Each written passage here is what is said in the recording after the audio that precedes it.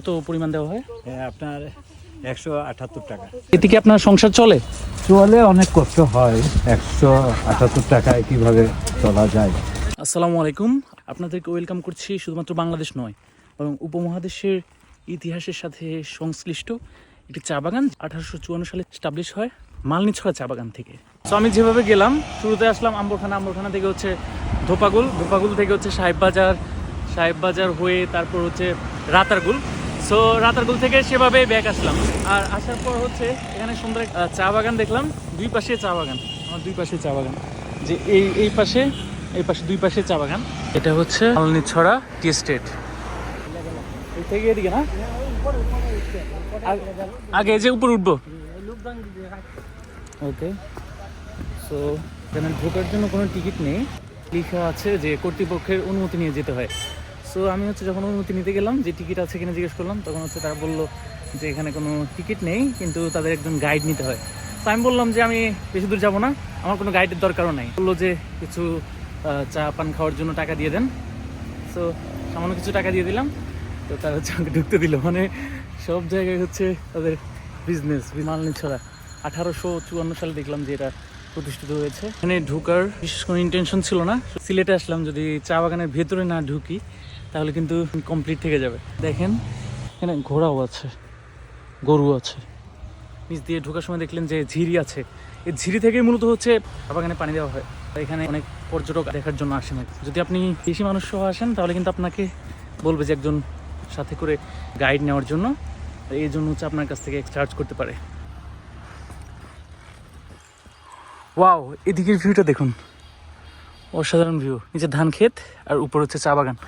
এদিকে আরো কিছু গাছালি আছে, দেখা যাচ্ছে কিছু বাড়ি ঘরও আছে। এদিকে হচ্ছে বাংলাদেশের সর্বপ্রাচীন চা বাগান মালনীছড়া চা বাগান, আর এটা হচ্ছে 1854 সালে স্টাবলিশ।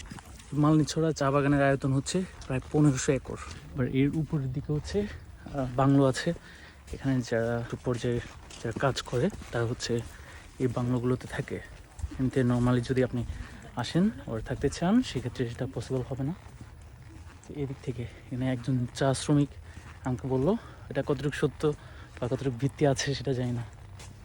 এটা হচ্ছে সরু রাস্তা ধরে সামনের দিকে হাঁটছি মালনীছড়ার চা বাগানের একটি দোকানে, চায়ের দোকানে, যেখান থেকে হচ্ছে তারা বাজারজাত করে তাদের নিজস্ব ফ্যাক্টরিতে এই চা প্রস্তুত করে। সো আমি হচ্ছে এখানে দাঁড়িয়ে চা খাচ্ছি উইদাউট সুগার। এটার ফিলিংসটা আসলে অন্যরকম। মাত্র বাংলাদেশ নয় বরং উপমহাদেশের ইতিহাসের একটি অংশ। এখান থেকেই বাংলাদেশের চা শিল্পের পথ চলা শুরু হয়েছিল। মালনীছড়ার একজন ভাইকে পেলাম। আপনার নাম? হ্যাঁ, আমার নাম বুটবাবু বাউরি। আপনি হচ্ছে এখানে কাজ করেন? আমাদের জন্মকর্মী চা বাগানে। আচ্ছা আচ্ছা, তো আপনি আপনার কাজটাকে যদি একটু সংক্ষেপে বলেন। এই নানান রকমের যেদিন যে কাজ রিপোর্ট হয় সেই কাজ করতে হয়। ড্রেন করতে হয় চা গাছের, কোনোদিন পাতা উঠাইতে হয়, এইভাবে বিভিন্ন রকমের কাজ। আচ্ছা, আপনাদের পার ডেতে টাকা দেয় না? আপনি যে কাজই করেন কাজ টাকা সমান? টাকা। আচ্ছা, কি কত পরিমাণ দেওয়া হয়? আপনার 178 টাকা। তো আপনার কাছে কি মনে হয় এটা কি ন্যায্য? এখন কি করবেন, আমাদের এটাই এখন আমরা মনে করি। আপনারা চাইলে তো এটা না করে অন্য কিছু করতে পারেন। না, আমাদের এটা তো ব্রিটিশ থেকে এটা দেওয়া। ব্রিটিশ থেকে মানে হচ্ছে 1854 সাল থেকে হয়ে আসছে আর কি। এটা হচ্ছে আপনারা এটা ছাড়তে পারেন না? হ্যাঁ। আচ্ছা, থাকতে হলে কাজ করতে হবে। কোম্পানির কাজ না করলে এখানে কোনো ইয়ে থাকবে না। যতটা চা বাগানের শ্রমিক আছে সবই কাজ করতে হবে, এক রেটে বেতন সবার একই না? আচ্ছা, এতে কি আপনার সংসার চলে? চলে, অনেক কষ্ট হয়। মানে 178 টাকায় কিভাবে চলা যায়? আচ্ছা, গাছে পাতা থাকলে একটু ইনকাম হয়। 5 টাকা 7 টাকা করে কাঁচা পাতা কেজি পাওয়া যায়। 22 কেজিতে তো বার্থডে হইলো আমাদের 178 টাকা। মালনীছড়া চা বাগান থেকে বেরিয়ে আসলাম। এটা হচ্ছে মেন রোড। এদিক থেকে আপনি রাতারগুল, সাদাপাথর, ভোলাগঞ্জ এই রোড থেকে কিন্তু যাবার, এই রোডের এই দিক থেকে হচ্ছে আপনাকে যেতে হবে আগে আম্বরখানা। সো আমি রাস্তা ক্রস করে আমি হচ্ছে আম্বরখানা সিএনজিতে উঠবো। সেখানে হচ্ছে লোকাল ভাড়া হচ্ছে 25 টাকা করে নেয়। আমি হচ্ছে রাতারগুল ঘুরে আবার সেই আম্বরখানায় আসলাম। আম্বরখানা থেকে এখন হচ্ছে লালাখাল যাওয়ার কথা ছিল, কিন্তু যেতে সন্ধ্যা হয়ে যাবে। তো এখন হচ্ছে আমি যাবো সাস্টের দিকে, Shahjalal university of science and technology. তো সেখানে কি হচ্ছে আজকে লঞ্চ করবো, ঘুরে দেখবো। তো আগে হচ্ছে ভার্সিটি গেট যাবো। এখন আছি ভার্সিটি গেট, পেছনে হচ্ছে সাস্ট, অ্যান্ড এখানে হচ্ছে দাঁড়িয়ে আছি।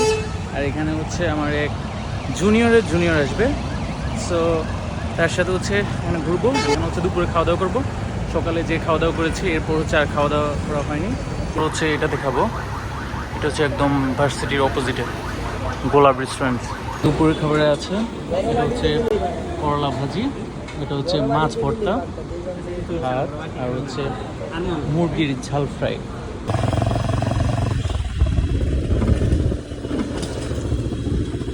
খাওয়া দাওয়া শেষ করে বাইকের পেছনে বসে সাস্টের সৌন্দর্য উপভোগ করতে লাগলাম। তো আজকের ভিডিওটা আর বেশি বড় করব না, আজকের ভিডিওটা এখানেই শেষ করছি। দেখা হবে আগামী ব্লগে, সে পর্যন্ত সবাই ভালো থাকবেন, চ্যানেলটা সাবস্ক্রাইব করতে ভুলবেন না। আসসালামু আলাইকুম।